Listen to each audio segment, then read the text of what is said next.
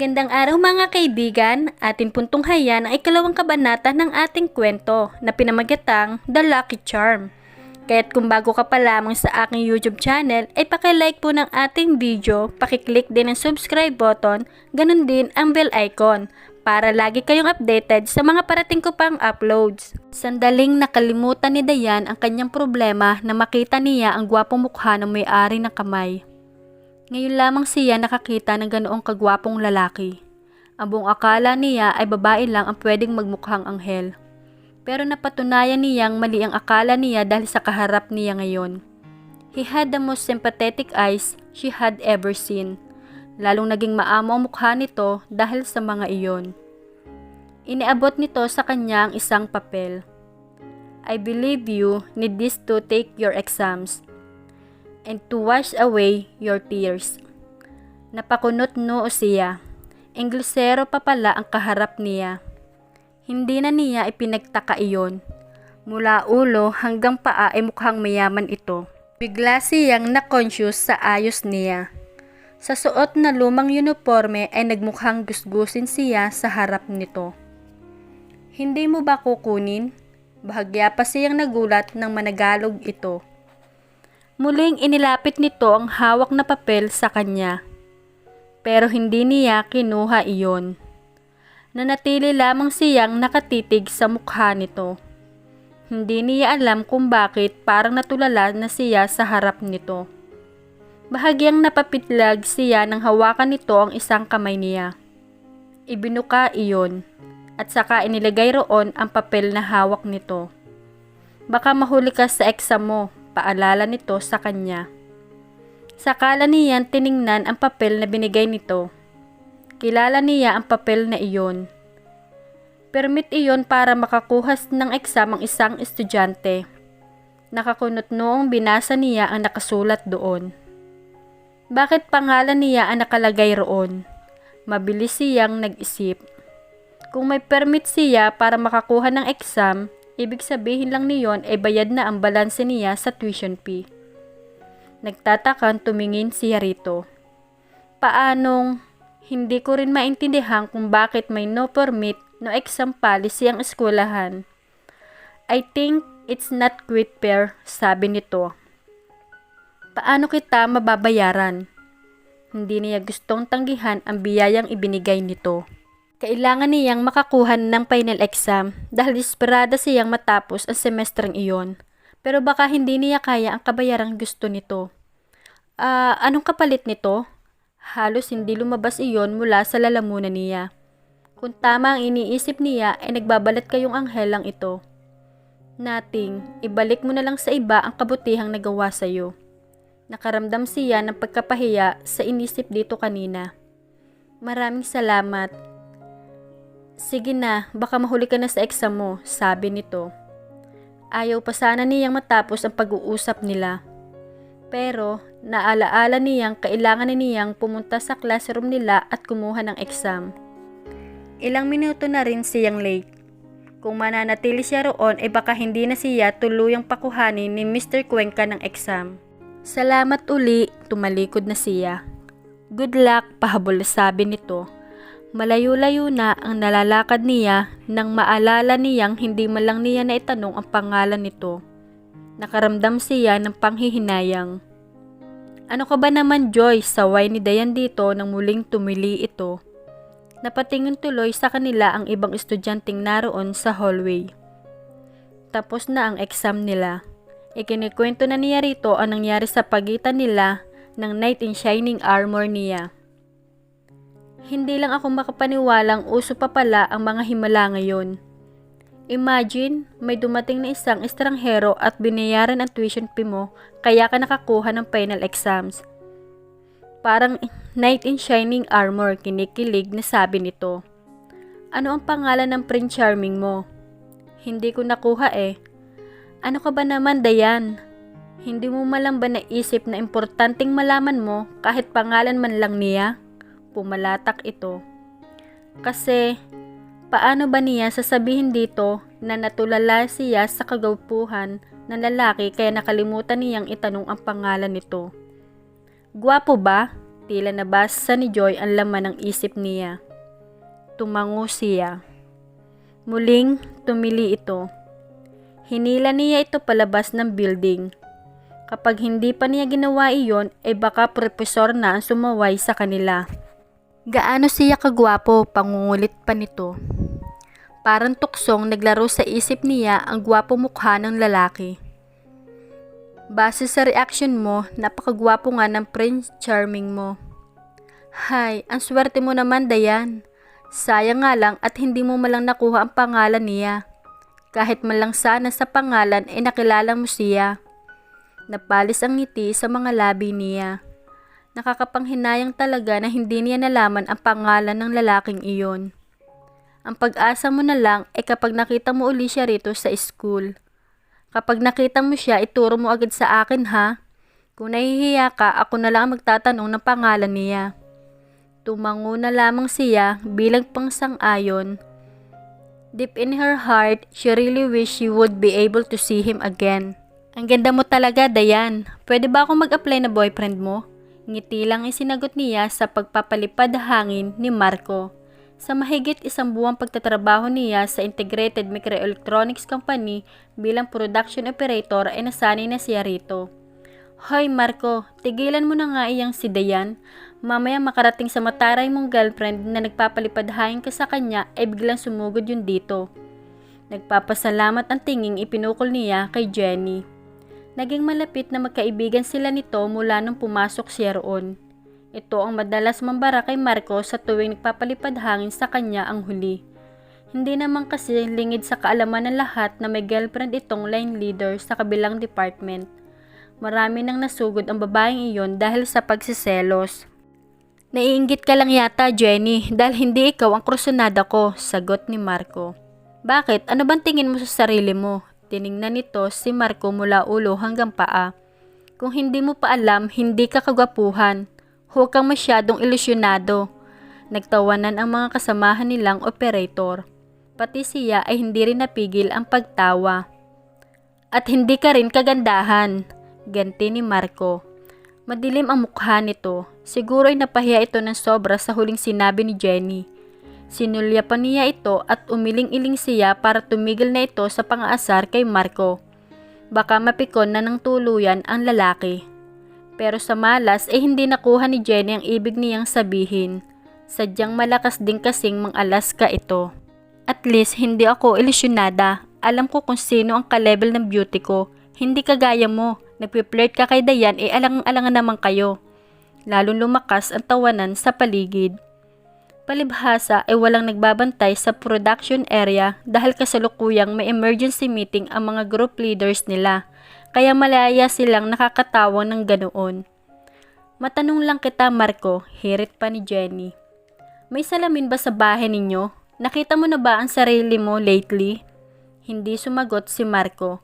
Mabibigat ang mga yabag na lumabas ito ng production area. Sinundan niya ito ng tingin. Napangiwi siya sa lakas ng pagkakasara nito ng pinto. Hala ka, Jenny, napikon yata si Marco sa'yo. Pananakot ng isang kasamahan nila. Hayaan mo para matauhan, sabi ni Jenny. Hindi pa makontento sa girlfriend niya at panay pa ang pahangin dito kay Dayan. Abay, halos lahat yata ng magagandang babae sa bawat department na napaglipatan sa kanya ay nililigawan niya. Huwag mo na lang kasing pansinin, saway niya rito. Hindi mo naman kasi kayang sawayin, sagot nito. Ayoko kasi ng kaaway, sabi niya.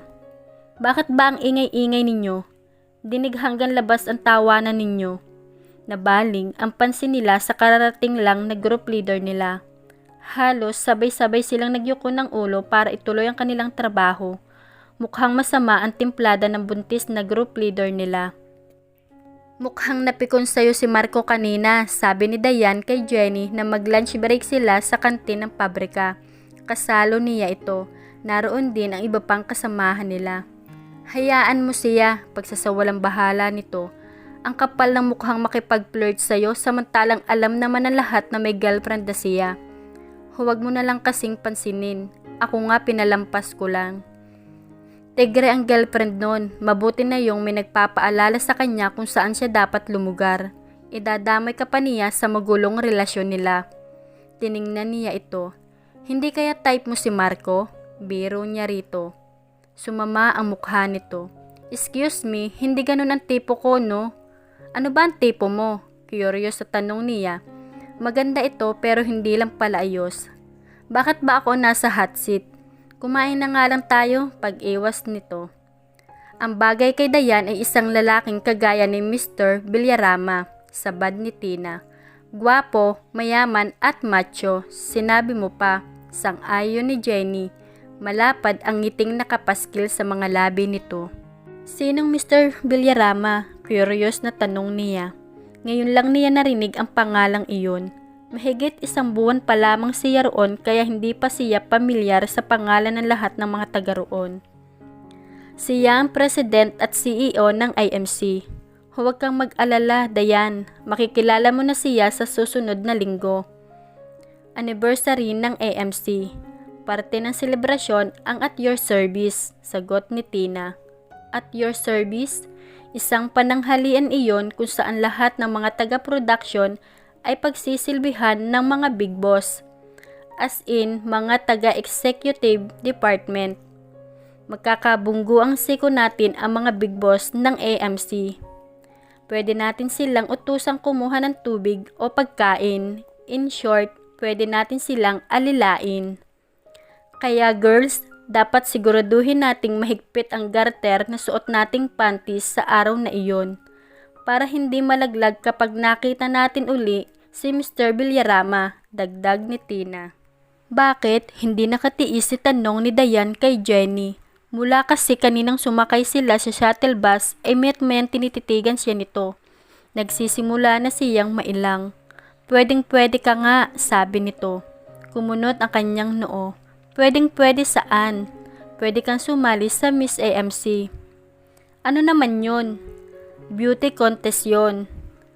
At sino naman nagsabi sa inyong sasali ako sa contest na iyon? Hindi niya ma-imagine man lang ang sariling sumali sa mga ganoong paligsahan. Isipin pa lamang niya, papanhik siya sa entablado at rarampa sa harap ng maraming tao ay naninerbiyos na siya. Ikaw ang napili ng department, maikling paliwanag ni Jenny. Hindi ako pwede. Ang dami naman pwedeng isali. Bakit kaya hindi na lang ikaw? Kung ganda rin lang na naman ang pag-uusapan ay hindi ito pahuhuli. Tumawa ito. Huwag ka na munang tumanggi, Dayan. Pakinggan mo muna kung magkano ang magiging premyo kapag nanalo ka na Miss IMC. Di ba kailangan mo ng pera para pantustos sa pangangailangan ng tatay mo? Hindi siya nakaimik. Binanggit nito ang magic word para sa tumahimik siya. Lahat ay gagawin niya para sa tatay niya. Bahagya na pangiti ito sa pananahimik niya. 100,000 lang naman ang premyo para sa mananalong Miss IMC at 50,000 naman para sa mananalong runner-up. Di ba malaking tulong iyon para sa iyo at sa tatay mo? Mabilis siyang nag-isip. Hindi niya makaikakailang malaking tulong nga ang halagang iyon para sa tatay niya. Maipapatherapy na niya ito. Ang sabi kasi ng isang kasamahan niya sa boarding house ay nakalakad daw uli ang tatay nito nang ipatherapy ito. Gusto niyang subukan iyon para sa kanyang ama. Alam niyang labis na nalungkot ito sa kasalukuyang kalagayan nito. Pero makakaya ba niyang rumampas sa harap ng maraming tao? At gaano ba siya kasigurado na mananalo siya sa paligsahan? Humanap na lang kayo ng iba, malungkot na sabi niya kay Jenny. Gustuhin man niyang subukan iyon para sa kanyang ama ay alam niyang hindi niya kakayanin iyon. Ayaw niyang bigyan ng false hopes ang mga kasamahan niya. Masyado ka namang obvious, Jenny, natatawang saway ni Dayan dito. Halos mabali na ang leeg nito sa kakalingon sa kinaroroonan ng big boss ng IMC. Hindi ko kasi makita si Mr. Villarama, sagot nito. Baka hindi pupunta yon, sabi ni Tina. Halatang nanghihinayang ito. Magkakasalo sila sa isang mahabang mesa sa magkakasama sa production line. Sayang naman, halos nagkakaisang pahayag ng mga kasamahan nila. Sinimula nang ihain sa kanila ang mga pagkain. Chicken and corn soup ang unang inihain sa kanila. Masarap ang timpla ng pagkaing isinilbi sa kanila. Anything else? Isang mistisong lalaki ang nilingunan ni Dayan na nagtanong niyon. Agad niyang nahulaan na kasama ito sa mga big boss. Iiling na sana siya pero naunahan siya ni Jenny. Pwede humingi pa ng salad, sabi nito. Ngumiti ang lalaki. At your service, ma'am. Bahagya pang yumukod ito. Pero bago pa makatalikod ito para kunin ang hinihingi ni Jenny, ay pinigilan na ito ng kaibigan niya. Pero hindi ikaw ang gusto kong mag-serve sa amin. Palihim na siniko niya ito. Kung pwede sana ay si Mr. Villarama ang mag-serve sa table namin. Walang kagatol-gatol na sabi nito. I'm sorry ma'am, hindi pa siya dumarating. Hihintayin namin siya. Hindi kami kakain ng salad hanggat hindi siya dumarating. Gusto ko siya ang mag-serve sa amin. Nilingon nito ang mga kasamahan nila. Right girls? Right, nagkakaisang sagot ng mga ito. Gusto niyang lumubog sa kinauupuan sa ginawa ni Jenny. Pasensya ka na, sabi niya sa lalaki. Ngumiti ito. Excuse me for a while, magalang na paalam nito. Ano ka ba naman Jenny? Mukhang napahiya yung tao, sabi niya. Okay lang yon, this is our day. Sa araw na ito, hindi sila mga big boss. Naninilbihan sila sa atin. At alam nila yon kaya hindi magrereklamo ang mga yan, sagot nito. Saka minsan lang ang pagkakataong gaya nito sa loob ng 1 taon. Minsan lang nagkakalapit ang amo at ang tauhan kaya samantalahin na natin, sabi ng isa pang kasamahan nila. Napapailing na pinagpatuloy niya ang pagkain. Kahit na ganoon ang setup ay hindi niya kayang kalimutan kahit ang sandali ang estado niya. Nang matapos kumain ay uminom siya ng tubig. Nasaid niya iyon pero nauuhaw pa rin siya. Nag-alangan siyang tumawag na magsisilbi ng tubig sa kanya. Kaya tumayo na lamang siya para lumapit sa buffet table. Muli, inag-alangan siya dahil may mga big boss doon. Ang iba ay kumukuha ng marahil isisilbi sa mga taga-production. Pero mas nahihiya naman siyang mag-utos kaya itinuloy na niya ang paglapit sa buffet table. Malapit na siya roon na mapansin niyang natanggal pala ang sintas ng rubber shoes niya. Sa mga paa niya siya nakatingin kaya hindi niya napansin na may makakabangga na pala siya. Napangiwi siya sa tunog ng mga nabasag na plato. Nagkalat doon ang mga vegetable salad kasama ang mga basag na plato. Sorry, lumipat ang mga mata niya sa nakabangga niya. Kung nagulat siya kanina sa tunog na nilikha ng mga nabasag na plato, dobling shock ang naramdaman niya na makita kung sino ang nakabangga niya. At dito na po nagtatapos ang 2 kabanata ng ating kwento. Samahan niyo po ako sa mga susunod ko pang kabanata. Maraming salamat po.